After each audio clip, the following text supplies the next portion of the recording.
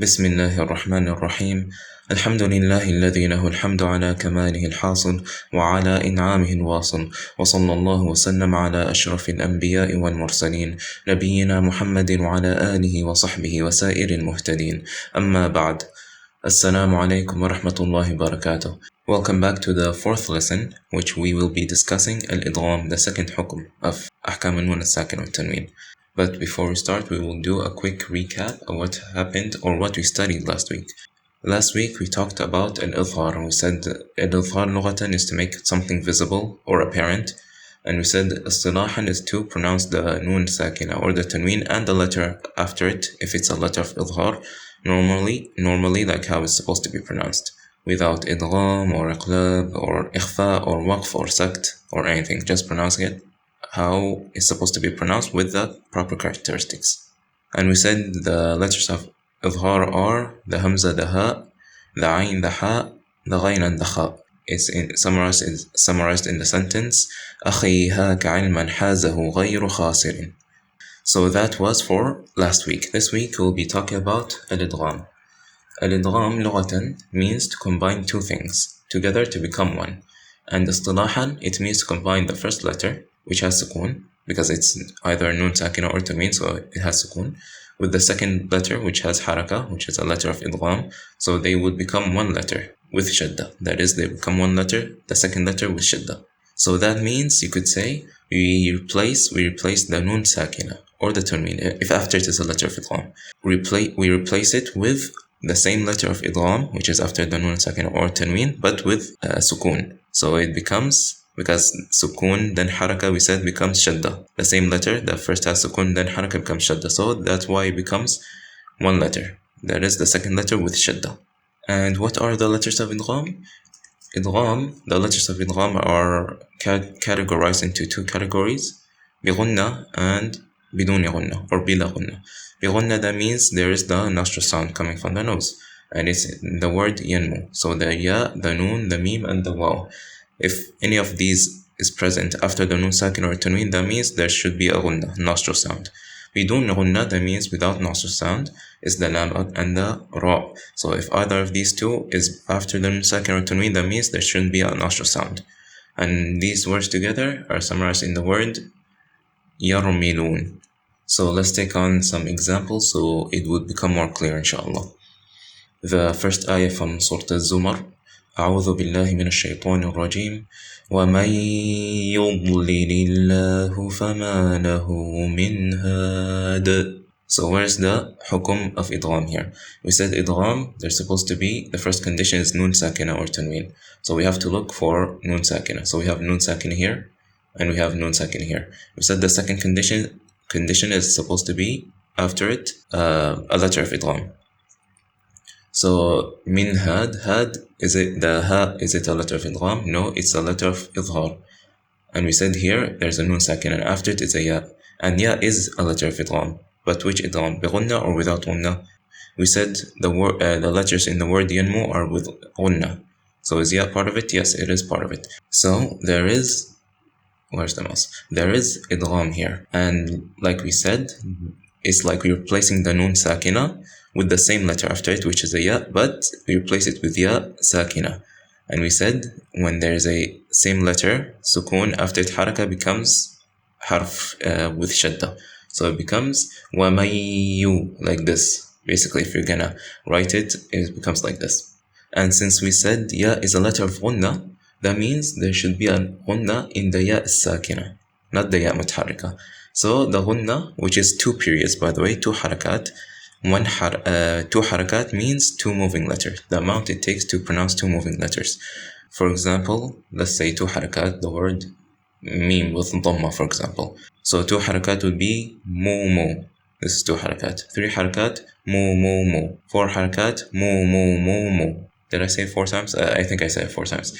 So basically, the amount, two harakat would mean two moving letters, the amount it takes to pronounce two moving letters.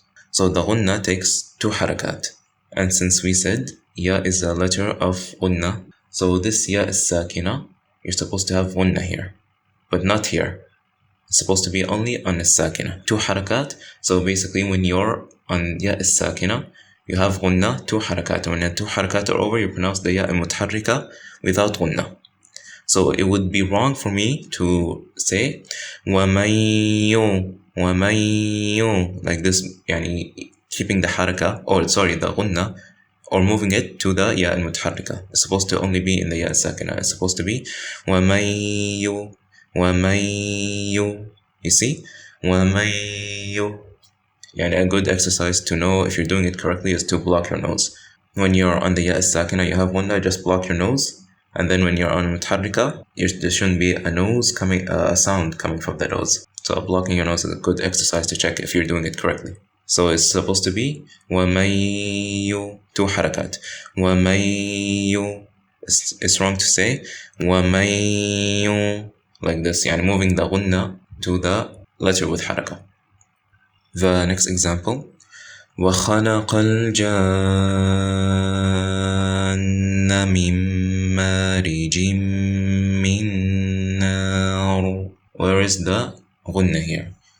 Let's look for Noon As-Sakeenah or Tanween. There is a Noon As-Sakeenah here, min and min.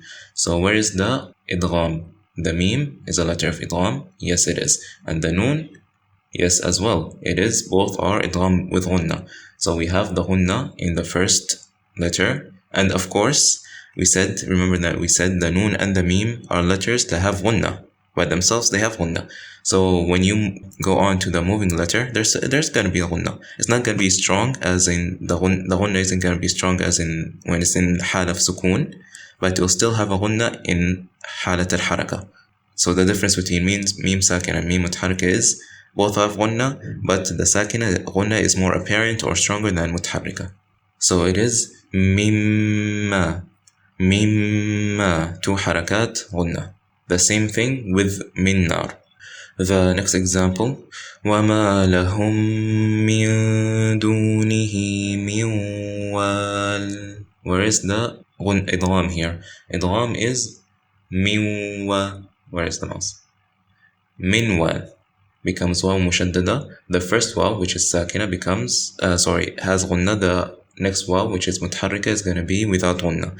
And 2 harakat.